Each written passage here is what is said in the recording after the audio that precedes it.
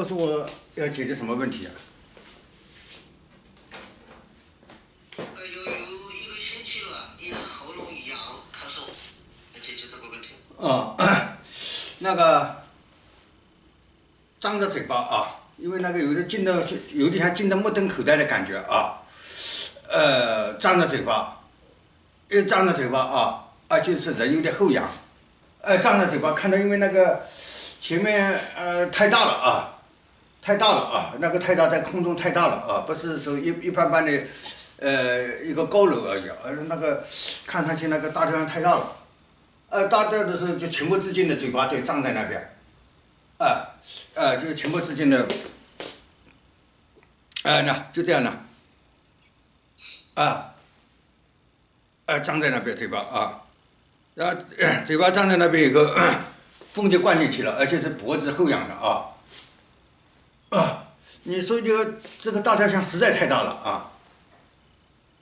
这个大太阳实在太大了。我都想象不出来。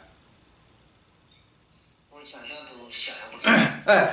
就是因为太大了啊，因为太大了，所以说情不自禁的看着这个，嘴巴就张在那边，嘴巴张在那边，冷风就灌进去了，嘴巴里的喉咙的热气就跑掉了啊，热气就跑掉了啊。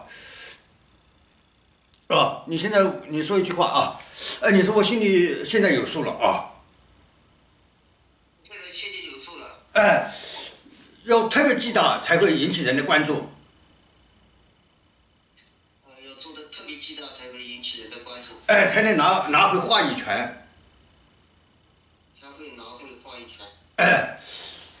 你说，这个在眼睛太大了，我看，往后退个几十公里画面如果掉的话就不管它了啊。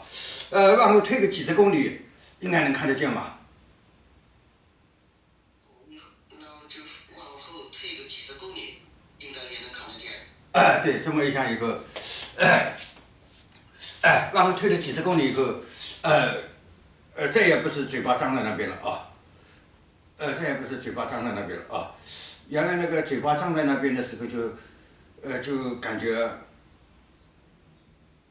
嘴巴张在那边的时候就感觉是，冷风就灌进去了啊，冷风就灌进去了啊，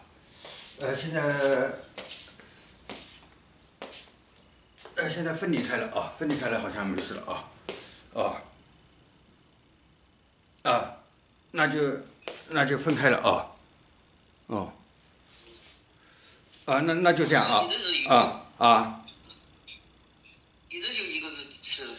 就是那个事啊，因为那个，前阵子也手机上，你那边不方便说嘛，就是沟通的少嘛，这个整个过程呐，所以你不太知道这个事嘛，不太知道这个事的话，信息就积压在那边了，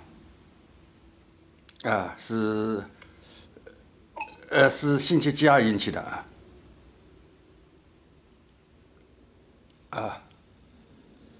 怎么会？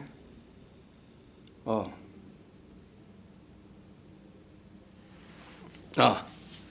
这个就这样了啊。